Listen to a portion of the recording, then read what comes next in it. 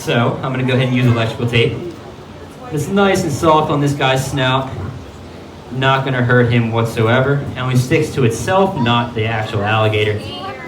So I'll be very careful not to tape over his nostrils or his eyes. That should be just about good. These guys have a very strong closing force, but not the best opening force in the world, which is why that little trick right there works. And he's gonna rip my microphone off my head. Hold on, buddy. Alrighty. Not bad, huh? Not bad. Alright, here we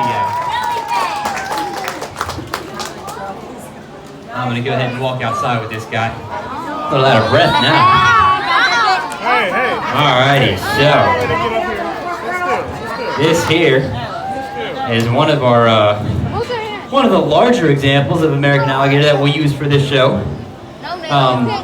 I do say American alligator because there are two species of alligator in the world. We have the American alligator and we have the Chinese alligator. The Chinese alligator we do have here at the park today along with this guy. We have about 850 to 1,000 American alligators at the park today. And we only have about 11 Chinese alligators. That is because those guys are critically endangered. We think there's about less than 200 of them left in the wild at all. So they're critically endangered. We're hoping that we can breed those guys up, get the numbers back up a little bit. But I would highly recommend going ahead and taking a look at those guys, show them some love. They are a pretty rare sight to see nowadays. But obviously this guy in my hand here, this is what this park is all about. This is the American alligator. Like I said, we have about 850 of these guys here at the park today. These guys are found in America, imagine that. They are found more specifically anywhere from North Carolina all the way down through the tip of Florida and all the way over through Texas. So that whole southeastern range of the United States, that's where you can find these guys. So that does include your backyard here in Myrtle Beach, South Carolina. These guys can be found right out in the wild here as well. So these guys, when they're males, they can grow anywhere between 10 to 15 feet, average anywhere between 500 and 1,000 pounds. Females will typically stick to the 8 to 10 foot mark, a little bit smaller, a little bit less heavy than the males, but just as dangerous, if not more so, than the males are. So when these guys are relatively young here, when they're healthy, they'll grow about a foot per year. So if I had to give you guys my best guess, I'd put this guy anywhere between 3.5 feet, maybe 4 feet, something like that. That's a 1-to-1 ratio to his age. So if he's about 3.5 feet, he'll be about 3.5 years old. So that stays true all the way up through that 6 to 7 foot mark. Once they hit that 7 foot mark, they will continue to grow. However, the increments will get smaller. So instead of growing by a foot or so, they're going to grow by about 10 inches or 8 inches or 6 inches, etc. Which is why when you see those really big 13, 14, 15 foot alligators, they're not going to be 15 years old. They're going to be 35, 40 years old because that is how long it takes for them to reach that mark and to get all that weight on their bodies. So these guys have a lifespan in the wild of about 30 to 50 years. That's just due to predation, competition for food, stuff like that. But if you put them in captivity, like we have them here, and you feed them really well, and you take really, really good care of them, you can actually get them right up to about the age of 80. So we do have an alligator here in his mid-70s. We call him Gramps. He's pretty cool and good to look at. So similar lifespan to a human with these guys. As you can see, I'm holding his tail behind my back here. I'm doing that for a reason. He's pretty calm right now, but at any moment he could be not so calm. And it's better that I hold his tail like this in case he does get not so calm. This is one giant big muscle. In fact, if I go ahead and flip him around here, you can see that if I bend him in half, this does not hurt him at all, by the way. Natural movement, but his tail is about 50% of his body length. And that's for good reason. That's because he can move about half of his body any which way he wants. Up, down, left, right, side to side, doesn't matter. He has this tail to his full advantage here. And this tail is just one giant muscle, is pretty much all it is. And they use this as their propeller. This is how they get through their water. They can propel themselves through the water up to 20 miles an hour with this tail. They use these little feet here as oars. This is how they turn in the water. That is how they'll go ahead and maneuver. However, does anybody here think they could beat an alligator on land in a foot race? No. No? Hold out a nose. We got a yes. Yeah. Couple yeses. Couple yeses. Everybody thinks alligators are fast. Maybe. No? Alright, so alligators are actually very embarrassingly slow on land. These guys will max out right around 5 miles per hour on land. An average human, full sprint with the adrenaline from running away from an alligator, will average about 15 miles per hour on land, so you will be just fine running in a straight line away from these guys. Has anybody today heard the myth you're supposed to zigzag away from an alligator? You can't turn fast or serpentine, something like that. Tell people, yeah, don't ever do that. Terrible idea. I know a lot of people heard that myth growing up. I know I heard that myth growing up.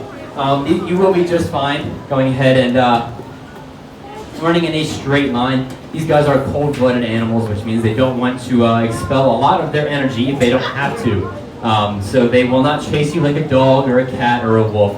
They're going to be really active and really energetic for about 2.5 feet. And then they're going to get really tired and say, whatever, I lost. They're going to go ahead and wait for the next meal. So these guys are ambush predators. Wait for something to get really close, and then they'll jump at it, and if they get it, good for them. But they're not going to chase it if they miss. They're not going to go out hunting for the next meal. They're cold-blooded, so they have to rely on the environment around them to regulate their body temperature. That's why you see some of these guys today out here sunbathing. They're trying to heat themselves up, store up some energy. They do not eat that often, so they do go ahead and save up as much energy as they possibly can. They only eat every about 2 weeks, once about every 2 weeks. That's all they need. They will eat pretty much anything in the world they could possibly put in front of them. They're opportunistic feeders, meaning that they can eat anything that you put in front of their face, dead, alive, big or small, does not matter.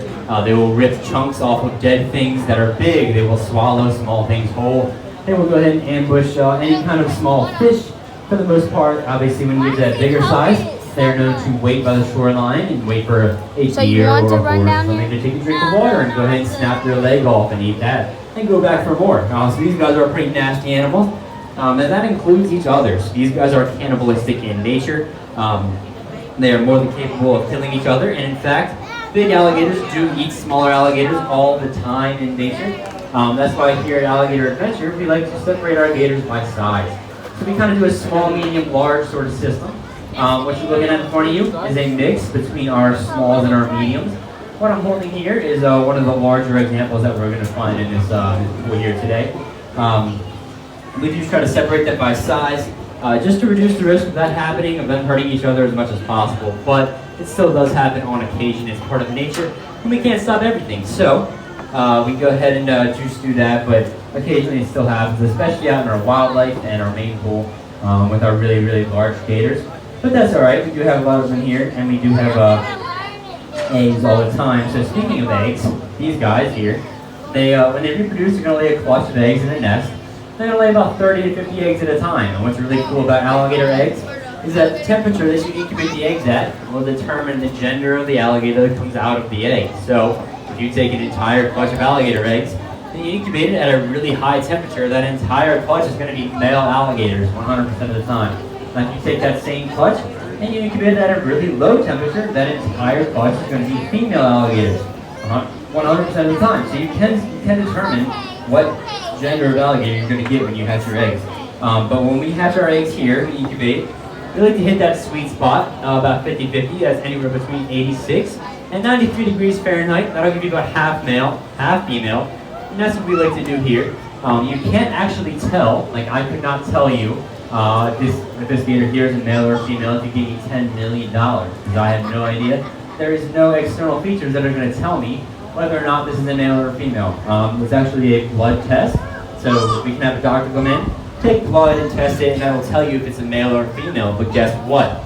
As soon as we put him back in this pond, we have no idea anymore, right? We lose him, we have no idea what he looks like, and so there's really no point in finding out the gender of any of these guys. So, you take a gator out of here, it's a coin flip. We do have an idea for some of the more important alligators and crocodiles here.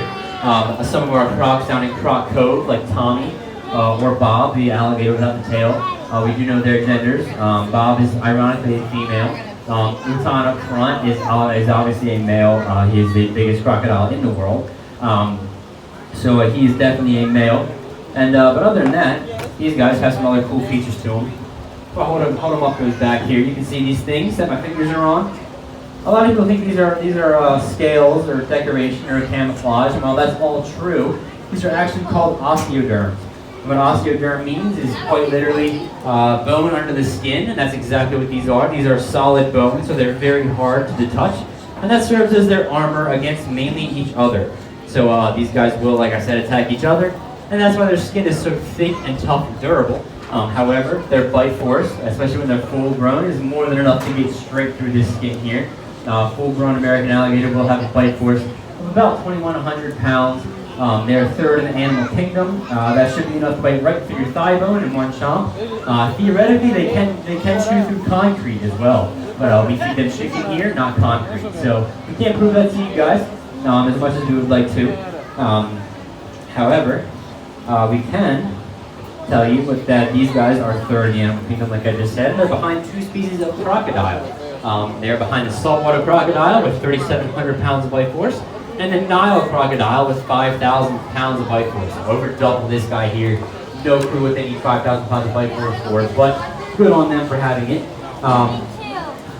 Similar to a lot of other reptiles, a lot of other snakes we have here, this guy shows pretty good counter shade. So he's going to have this dark coloration on his back here, and this white underside. And what that's going to allow him to do is camouflage in his natural habitat, especially in very murky water. So obviously this water is very clear. In a little bit murkier water, these guys can be just a few inches under the surface, and you have no idea they were ever there. And similarly, if anything was swimming underneath these guys, they're going to see that white underside, and it's going to blend in with the sky that we have today, especially with the light shining through that water. Everything's going to look white, and this guy's going to blend in just fine. So no matter how you look at this guy in his natural habitat, he's very hard to find, and that is on purpose. It makes it a lot easier for him to hunt and a lot harder for him to be hunted. He doesn't have a lot of natural predators, except for when he is just a little baby and they just hatched, about 6 inches long. Snakes, birds, can come up at that point.